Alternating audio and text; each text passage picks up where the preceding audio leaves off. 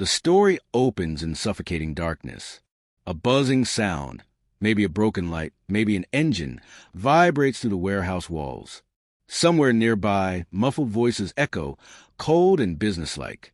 Liam Parker slowly regains consciousness, his head pounding, his skin burning from cuts and bruises. His eyes attempt to adjust as pain pulses through his body. His hands and ankles are tied tight against a steel chair, rope digging into his skin. He tastes blood, feels dust in his lungs, and hears his own breathing, shaky, irregular, terrified. A flickering bulb finally illuminates the space, revealing rusted metal shutters, oil barrels, and crates stacked high. For a moment, Liam believes he's been kidnapped, some failed robbery or mistake. His mind frantically scans his last memories, but they blur into fragments of dinner, laughter, headlights, then nothing. A freezing dread floods his veins as he realizes something is terribly wrong that Liam's eyes focus. And the moment they do, his entire reality breaks. A few meters ahead, his wife Amelia stands casually with two armed criminals. Not crying, not frightened, laughing. She negotiates with them as if discussing business prices. Not her husband's life. One of the men asks coldly, "Are we killing him tonight or after the transfer?" Amelia takes a drag from her cigarette and answers with chilling calm, "After. I want to watch him beg." Every word cuts deeper than the rope on Liam's wrists.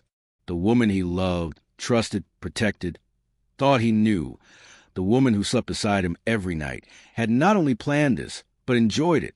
His heartbeat becomes thunder, his stomach twists, and his world collapses. Liam calls her name, his voice cracking from fear and betrayal. She doesn't even turn, as if his existence has already been erased. The criminals step outside to take a call, leaving Amelia alone with her husband. Her heels echo against the concrete floor as she approaches, slow, deliberate, predatory. The softness that Liam once adored in her face is gone. Now there's indifference, almost boredom. She leans close, her perfume familiar but suddenly suffocating, and whispers, "You should have never trusted me." It's over, Liam. No rage, no emotion, just cruelty wrapped in calm. Her hand swings and slaps him sharply across the face. Not out of anger, but like someone swatting an insect. She turns her back on him, lights another cigarette, and exhales without a single glance, as if the last 5 years of marriage never mattered. Liam's breath trembles, tears mixing with blood. Realizing he is not a husband to her anymore, just a loose end waiting to be erased 0.6 months earlier, life looked picture perfect from the outside. Liam Parker, a quiet and gifted software engineer, spent his days buried in code and his nights sketching plans for the cybersecurity startup he dreamed of launching. He wasn't loud, flashy, or glamorous, just hardworking, loyal, and deeply in love with his wife. Amelia, on the other hand, lived for luxury, designer clothes, expensive dinners, glamorous social circles. At gatherings, she would flash their polished smiles for photos. Photos that told the world they were the ideal couple. But behind closed doors, cracks formed. When Liam talked passionately about opening his own technology firm, Amelia scoffed, calling him too safe, boring, and not ambitious enough to be important. Instead of fighting back, Liam worked longer hours, desperate to give her the lifestyle she desired. Love blinded him, making him believe that effort could fix indifference. The shift began when Caleb Ross entered their lives. A wealthy, charming businessman who radiated confidence and power. He quickly drew Amelia's attention. Liam assumed they had met through a marketing firm, and Amelia explained Caleb as a client and mentor, someone helping her grow her career. At first, Liam was proud that Amelia seemed excited about something meaningful, but months passed and their marriage grew silent. Amelia started coming home late, sometimes not at all. Her phone was always locked, always turned upside down, always buzzing with messages she never opened in front of Liam. Date nights disappeared. Arguments were replaced by indifference. Whenever Liam expressed concern, she rolled her eyes and blamed stress from work. He tried to ignore the red flags, convincing himself that every marriage had phases, that love, not confrontation, would fix things. The audience begins to understand what Liam couldn't. Amelia and Caleb's plan was already in motion. On their anniversary night, Liam had cooked her favorite meal, decorated the dining table, and bought a necklace she once admired. hoping to bring back their closeness. She called last minute, claiming she was working late on a campaign, her voice tired and professional. In reality, she was out drinking with Caleb, wrapped in betrayal, while Liam waited at home in silence beside melting candles and untouched food. Over time, Amelia discovered a dangerous opportunity. Liam's position in cybersecurity granted access to valuable classified company data. She slowly manipulated him, asking seemingly harmless questions, watching him type, encouraging him to bring files home under the excuse of work-life balance. Piece by piece, she stole sensitive information without Liam even noticing. The truth becomes clear. The betrayal was not impulsive. It was engineered from the beginning. The night everything changed, Liam came home earlier than usual. An overtime task got canceled, and he felt excited to surprise Amelia with takeout from her favorite cafe. But when he stepped into the house, silence greeted him instead of her usual music or laughter on the phone. Curious, he walked past the kitchen and froze when he saw Amelia's laptop open on the dining table. She never left it unlocked. On the screen were encrypted documents, protected government cybersecurity files from Liam's workplace. For a moment, he thought maybe he accidentally left a flash drive plugged in, or maybe she was helping him with work. But the folders listed transaction logs, access credentials, and confidential breach ports. Information he never shared with anyone. Confusion turned into dread. When Amelia returned home and he confronted her, she instantly shifted from casual to ice cold, accusing him of invading her privacy, twisting everything around until he felt like the guilty one. The fallout hit hard the next morning. Liam walked into the office only to be escorted into a conference room by security. A stern-faced supervisor slid printed logs toward him showing unauthorized data access. Access that came from his login, his IP, his home computer. Liam panicked, trying to explain, insisting he would never risk classified information. But he had no proof. No one believed him. His badge was taken. He was suspended pending investigation. When Amelia arrived to pick him up, she acted like a loving spouse, hugging him, rubbing his back, pretending to be supportive. But as soon as friends or colleagues came near, she whispered things like, "He's been so paranoid lately," and "I'm worried about his mental state," purposely damaging his credibility. Liam realized she had been preparing this narrative in advance. That night, after pretending to sleep, he decided he would no longer ignore the truth. He had to find answers on his own. Every instinct in Liam screamed that he needed proof, not emotion. Silently, carefully, he installed hidden cameras and audio recorders in the house, behind photo frames, vents, and decorative items. Days passed with nothing, and the suspense drove him toward madness. Until one night, the living room camera recorded what he feared. Amelia sat with Caleb and two dangerous-looking men, relaxed with drinks in hand, discussing plans like they were planning a vacation, not a crime. The audio was undeniable.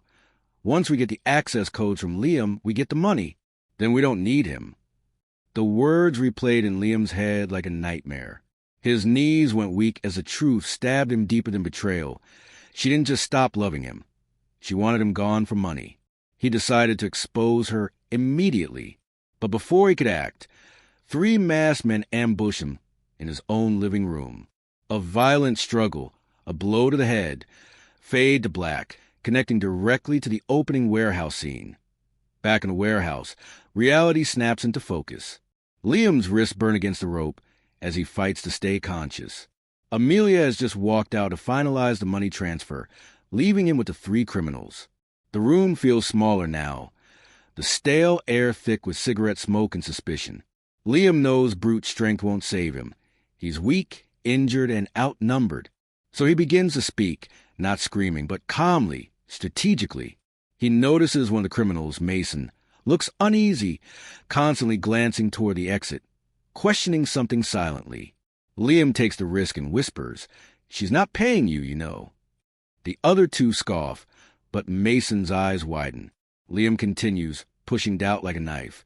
"She already told Caleb you're disposable once she gets the money." The tension shifts instantly. The criminals stop trusting one another. Lines form where loyalty once stood. Liam feels something unfamiliar rising inside him. Hope. But the moment hope appears, emotional collapse hits him even harder. As the criminals argue among themselves, Liam stares blankly at the cold floor, drowning in memories that now feel poisonous. He thinks of their wedding day, their first apartment, the vacations where he held Amelia's hand and believed in a future. Every smile now looks staged. Every "I love you" feels scripted. He realizes that this betrayal didn't start with Caleb. Amelia had been cheating since the first year of their marriage. He had given her everything, loyalty, trust, and every dream he ever had. And she had turned their life together into a performance, a convenience. The heartbreak is so deep that rage doesn't even come. Only numbness, the kind that empties a person from the inside. Liam whispers to himself, "She never loved me." And for the first time, he believes it. The criminal's argument becomes louder, heated, curses, accusations, threats. Mason suddenly steps toward Liam, not to hit him, but to study him closely. Liam speaks softly, exhausted but truthful. "She's using you the same way she used me." Something shifts in Mason's face. Anger, betrayal, recognition. Without saying a word, he loosens the ropes around Liam's wrists. Just enough for movement, but not enough for the others to notice. Liam stays still, pretending nothing has changed as the criminals shout at each other across the warehouse. His fingers slowly begin to work against the rope, friction burning his skin, every millimeter of progress feeling like a battle. For the first time since the nightmare began, survival feels possible. Liam doesn't think of revenge. He doesn't think of escape. He thinks of breath. Just one more breath, one more second, one more chance. The warehouse doors slam open, and Amelia storms back inside, face burning with rage, breath sharp like broken glass. The money transfer failed, and she knows why. Liam's biometric authorization was required.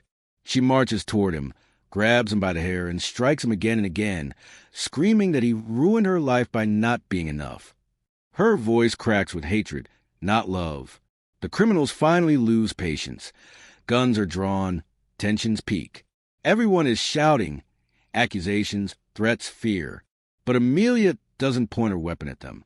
She slowly raises a gun and aims it straight at Liam. She would rather kill him than lose the money. The room freezes. Even the criminals realize she is unhinged. For the first time, Liam sees her without illusion, a woman who would destroy anyone who couldn't fuel her greed. Just before Amelia pulls the trigger, Mason lunges at Caleb and chaos detonates. Multiple guns fire at once, bullets ricocheting off steel crates as the warehouse transforms into a battlefield of betrayal. Liam uses a distraction to rip his hand free and throw his chair sideways, crashing the ground and breaking the ropes completely. Caleb, lying on the floor and bleeding out, grabs Liam's arm and whispers a brutal truth with his dying breath. "She was going to kill us too. Get the money alone."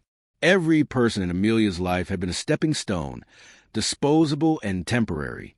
She fires wildly, screaming in frustration as the empire she built on manipulation collapses around her.